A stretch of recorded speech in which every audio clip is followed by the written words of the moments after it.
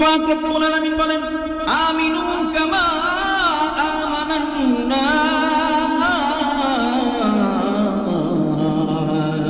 ঈমান আনো লোকেরা যেমন ঈমান এনেছে, ঈমান আনো সাহাবায়ে কেরাম যেমন ঈমান এনেছে, ঈমান আনো আব্দুল্লাহ বিন তামির যেমন ঈমান এনেছে, ঈমান আনো যেমন কাফেরদের স্ত্রীরা ঈমান এনেছিল, আসিয়া যেমন ঈমান এনেছিল। আল্লাহ পাক জানাইতে চায় আব্দুল্লাহ বিন তামিরের মতো ঈমান আনো। আব্দুল্লাহ বিন তামির তো ওই সন্তান যে একা শহীদ হয়েছে, শহীদ থেকে শহীদ হওয়া থেকে জীবন দেওয়া থেকে 12,000 অমুসলিম সাথে সাথে কালিমা পড়ে মুসলমান হয়ে যায়। মুসলমান ভাইরা আমার সাহাবায়ে কেরামের মতো ঈমান আনো, ঈমান আনো।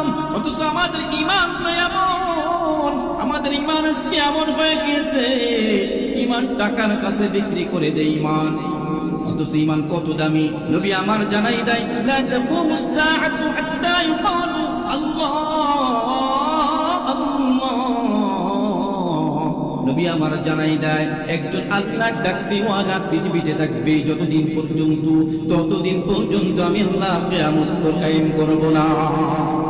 আল্লাহ পাক বলেন আমি যার দিলটা পছন্দ করি, যার দিলটা আমার পছন্দ হয়ে যায়, শুধুই মাত্র এই ব্যক্তিকে হিদায়াতের মতো দৌলত দিয়ে ধন্য করে ফেলি। মুসলমান ভাইরা আমার এই জন্য আবু জাহেলের কাছে একবার নয়, দুইবার নয়, 100 বার নয়, 200 বার নয়, 1000 বার নয়, 2000 বার নয়, 3000 বার কালিমার দাওয়াত নিয়ে বিশ্ব নবী গিয়েছেন, কিন্তু তার দিলটা আল্লাহর পছন্দ হয় নাই।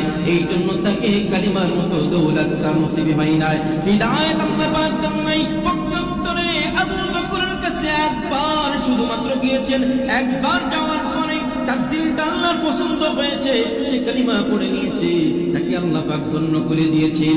এতই ধন্য হয়েছে, এত ধন্য হয়েছে, নবী আমার পরম কিয়ামতের কঠিন ময়দানে সব নবীরা জান্নাতের গেটে চলে আসবেন।